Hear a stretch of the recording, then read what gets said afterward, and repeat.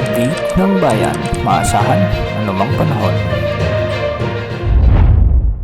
Magandang oras po sa ating lahat. Narito na ang latest update sa lagay ng ating panahon ngayon at sa magiging lagay ng panahon sa susunod na 24 oras. Sa ngayon ay patuloy na nakakaapekto ang shear line. Ito yung banggaan ng malabig at mainit na hangin at nakakaapekto ngayon sa eastern section ng Northern Luzon. Samantala, Intertropical Convergence Zone o ITCZ naman ang nakakaapekto sa Southern Mindanao at Northeast Monsoon o Amihan Rep ang nakakaapekto sa may extreme Northern Luzon. Dahil nga sa umiiral na Northeast Monsoon o Amihan, asahan ang maulap na kalangitan na may mga kasamang pag-ulan sa may Cagayan, Isabela at Apayao. Kaya pinag-iingat natin ang ating mga kababayan dito dahil posible ang banta ng mga biglang pagbaha at pagguho ng lupa lalo na kung may mga katamtaman at minsan ay malalakas na pag-ulan.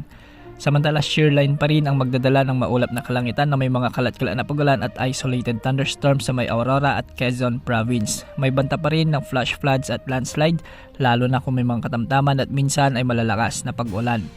Samantala, umiiral ulit ang Intertropical Convergence Zone. Ito yung breeding ground ng mga low pressure area kaya asahan ang maulap na kalangitan na may mga kalat-kalat na pag-ulan at thunderstorms sa may Zamboanga Peninsula, Sultan Kudarat, Sarangani Province, Basilan, sa may Sulu at Tawi-Tawi. Dahil dito, hindi rin inaalis ang posibilidad ng banta ng mga flash floods at landslide lalo na kung may mga katamtaman at minsan ay malalakas na pag-ulan. Dahil pa rin sa umiiral na Northeast Monsoon sa Ilocos Region at nalalabing bahagi ng Cagayan Valley at Cordillera Administrative Region ay magiging bagyang maulap hanggang sa maulap pa rin ang mga papawirin na may mga isolated light rains o kalat-kalat na mahinang pagulan.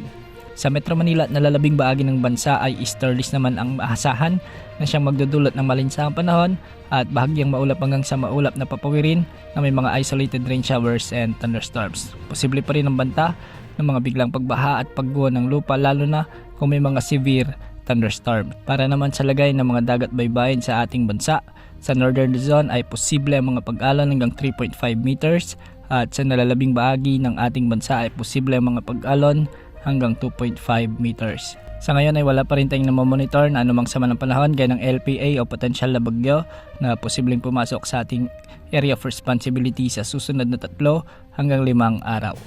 Yan ang update sa lagay ng panahon. Ito pang weather update ng bayan, maasahan anumang panahon.